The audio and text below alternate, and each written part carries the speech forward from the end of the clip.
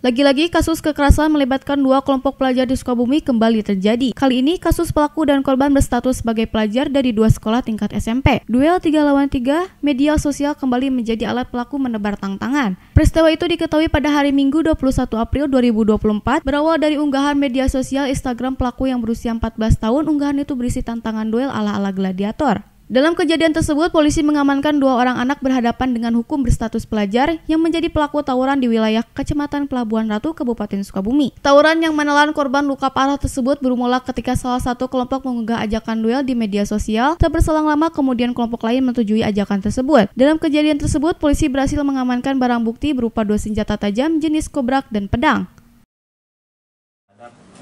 Anak. Untuk kejadian ini terjadi pada hari Minggu tanggal 21 April tahun 2024 sekira pukul 10 malam, di mana TKP itu di Kecamatan Cikembar, tepatnya di sekitar kawasan Asrama Haji.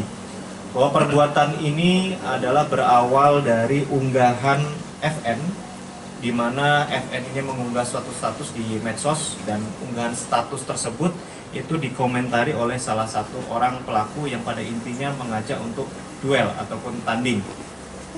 Dari kesepakatan yang sudah disepakati di media sosial, akhirnya dua kelompok ini, yang satu kelompok ini beranggotakan 3 orang, yang satu orang lagi dari kelompok pelaku juga 3 orang, akhirnya janjian dengan waktu dan tempat disepakati di area sekitar Asrama Haji Cikembar.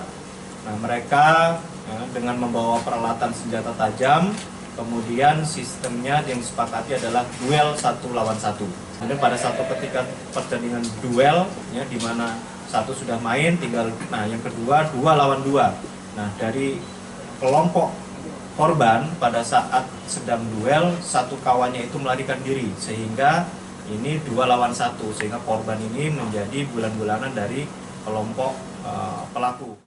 Untuk mempertanggungjawabkan perbuatannya, menetapkan 2 tersangka dengan ancaman pidana pasal 80 ayat 2 Undang-Undang Perlindungan Anak dengan ancaman pidana penjara selama 5 tahun. Dari Kecamatan Pelabuhan Ratu, Kabupaten Sukabumi, Indra Sopyan, Tim Liputan MGS TV melaporkan.